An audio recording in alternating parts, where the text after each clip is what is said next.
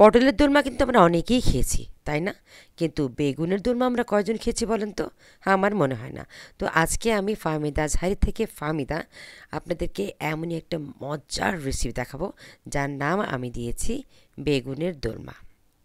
তো চলেন আমরা দেখে নিই। প্রথমে আমি দুটা বেগুন নিয়ে নিয়েছি, চাকচাক করে কেটে নেব, যেমনটা আমরা বেগুন ভাজি করে থাকি ঠিক সেভাবেই আমরা বেগুনটাকে চাকচাক করে কেটে নেব। এরপর একটা ধারালো স্টিলের গ্লাস দিয়ে আমি মাছটাকে একটু ফুটো করে নেব।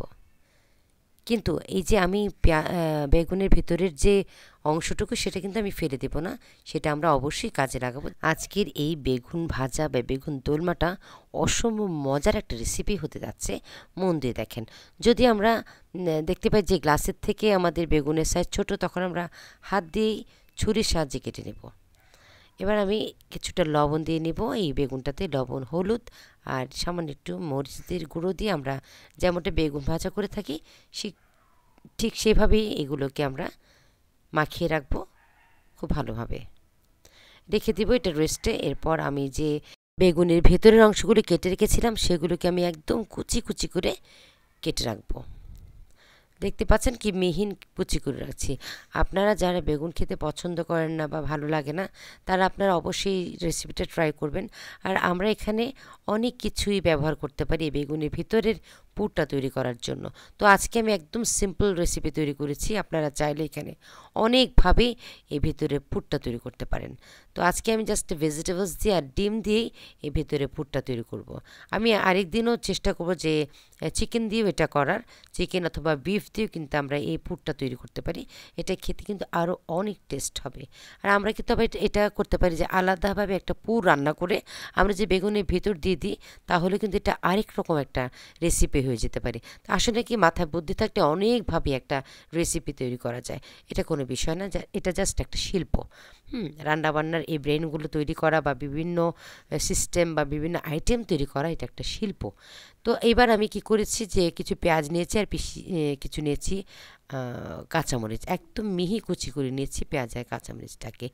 এরপর আমি এগুলোর ভিতরে দিয়ে দিচ্ছি হলুদের গুঁড়ো, মরিচের গুঁড়ো, দিয়ে দিব আমি লবণ, তারপরে আদা বাটা, রসুন বাটা, আর দিয়ে দেবো একটু জিরার গুঁড়ো দিয়ে দেবো আমি। এখানে আপনার লবণটা দিবেন আপনাদের যার যার পছন্দ মতো দিয়ে ভালো মতো এটাকে আমরা মেখে নেব। ভিতরে পুরটাই আমি এখানে খুব যত্ন করে বানাতে হবে, কারণ এখানে কিন্তু মেইন ইনগ্রেডিয়েন্টস কিন্তু আমাদের ভেতরের পুরটা। উপরের যে বেগুনের যে বাইরের অংশ, সেটার কিন্তু কোনো ভূমিকা এখানে খুবই কমই বলতে গেলে। তো ভিতরে পুরটাকে আমাকে খুব সুস্বাদু করে তৈরি করতে হবে। তো আমি এখানে দুটা ডিম ফেটে দিয়েছি যেন এটার বেগুনের ভিতরে সুন্দরভাবে এটা জোড়া লেগে থাকে। এখন আমি একটু কর্নফ্লাওয়ার দিয়ে দিচ্ছি বেগুনটাকে যেন এটা তেনিয়ে না যায়, মানে নরম হয়ে না যায়। হ্যাঁ, চলে আসলাম এবার আমরা চুলাতে। প্রথমে আমি বেগুনের বাইরের অংশটা এখানে তেলে ছেড়ে দিয়েছি। আর তেলটা অতটা বেশি দেওয়ার দরকার নেই, একদম হালকা তেল দিলে হবে। এখানে আমি প্রায় কতটুকু 3 টেবিল চামচের মতো তেল দিয়ে দিয়েছি। এরপর আমি যে ভিতরে পুরটা বানিয়ে দিয়েছি সেই পুরটা আমি এখানে বেগুনের ভিতরে আমি একদম ঠেসে ঠেসে ভরে দিয়েছি। কিছুক্ষণ পর আমি এটাকে উল্টে দিয়েছি। আর অবশ্যই এটা ঢাকনা দিয়ে দিয়ে ভাজতে হবে।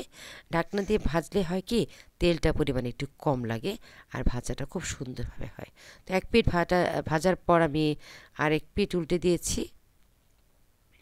দেখছেন যে কত সুন্দর লাল লাল করে আমার এটা ভাজা হয়ে যাচ্ছে।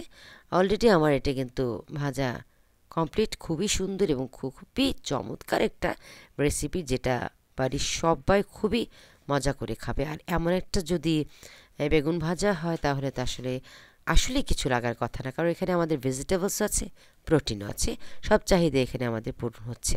আর আমি কিন্তু এখানে একটা টমেটো দিয়েছিলাম, আপনারা খেয়াল করেছেন, জাস্ট অর্ধেকটা টমেটো আমি কুচি কুচি করে দিয়েছিলাম। আপনারা এখানে অর্ধেকটার জায়গায় একটাও দিতে পারেন, তবে আমি এখানে বেশি টমেটো ইউজ করিনি, জাস্ট হাফ টমেটো ইউজ করেছি। হ্যাঁ, এখন আমরা চাইলে কিন্তু এখানে অনেক ধরনের ভেজিটেবলসও ইউজ করতে পারি। আপনারা বুঝতে পারছেন যে জাস্ট এখানে আমাদের এটা নিজেদের শিল্প থেকে আমরা অনেক কিছু এটা তৈরি করতে পারি। জাস্ট আমার এখন এই বেগুনের দোলমাটা কমপ্লিটলি হয়ে গেছে। আর ফাইনাল লুক কি সুন্দর হয়েছে দেখতে পাচ্ছেন, কত অসাধারণ, কত টেস্টি, ইয়াম্মি জিনিসটা, যে কেউ দেখলে এটা খেতে ইচ্ছে করবে। কোনো গেস্ট আসলে হুম, একদম সত্যি বলতে তাদের মন জয় করার মতো একটা রেসিপি। দেখতে যেমন সুন্দর, খেতে কিন্তু অনেক অনেক মজা। আজ এ পর্যন্তই, সবাই ভালো থাকবেন। আল্লাহ হাফেজ।